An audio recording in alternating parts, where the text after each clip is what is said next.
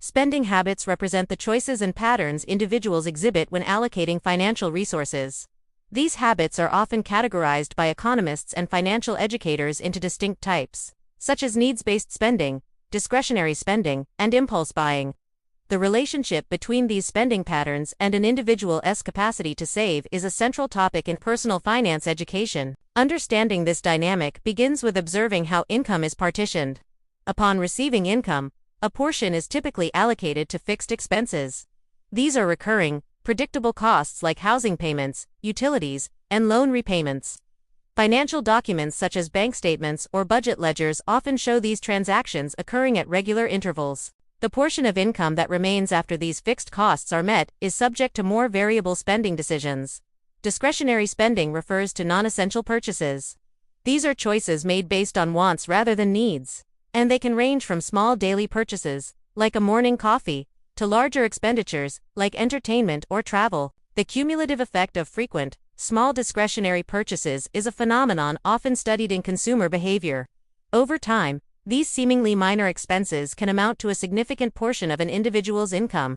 Reviewing transaction histories or manually tracking expenses in a notebook can reveal the total sum of these small outflows.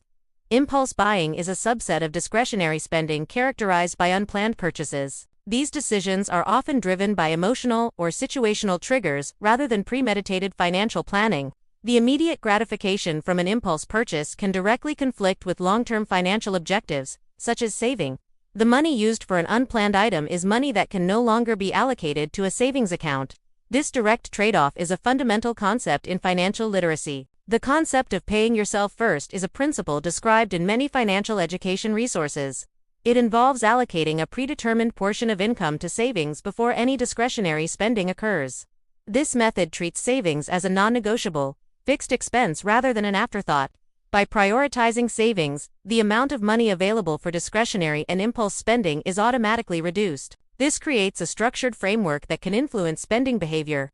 When funds for non-essential items are limited, individuals are often compelled to be more deliberate with their purchasing decisions. Another behavioral concept is the use of budgeting envelopes or digital equivalents. This method involves physically or virtually segregating funds into categories. For example, specific amounts are allocated for groceries, transportation, and entertainment.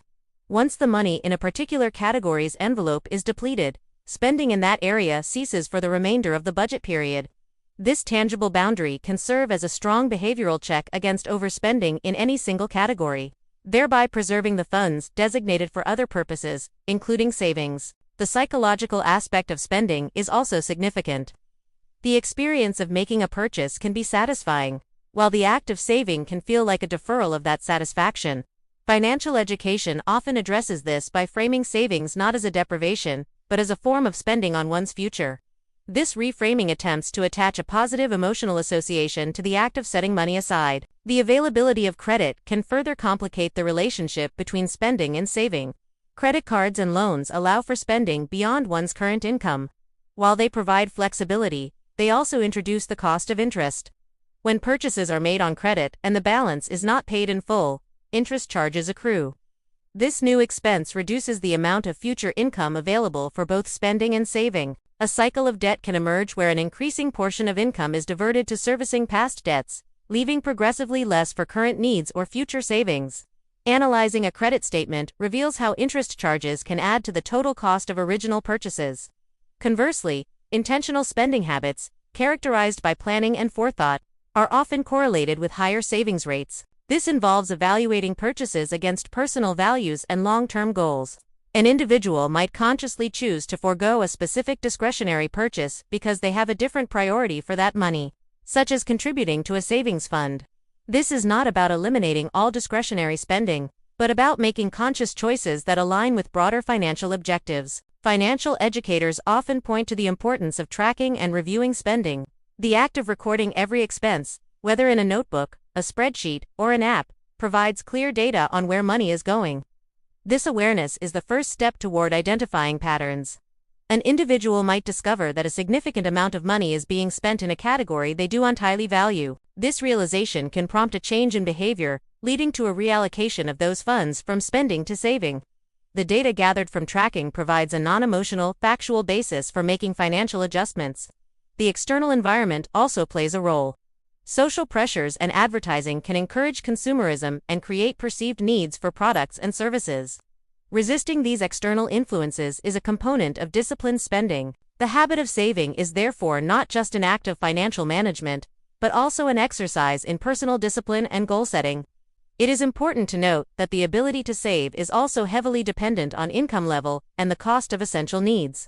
For individuals with low income or high costs of living, discretionary income may be minimal or non-existent, making saving a significant challenge regardless of spending habits. In these situations, the focus of financial management might be on maximizing the efficiency of essential spending rather than reducing discretionary purchases. Ultimately, spending habits are a set of behaviors that can be observed, analyzed, and modified. The portion of income that is not spent is, by definition, saved. Therefore, every spending decision has a direct and corresponding impact on the amount of money that can be set aside. By understanding the different types of spending, the psychological factors at play, and the tools available for management, individuals can gain insight into their own financial patterns. This understanding forms the foundation upon which savings habits are built. The relationship is inverse and direct. As non-essential spending decreases, the potential for saving increases, assuming income and essential expenses remain constant.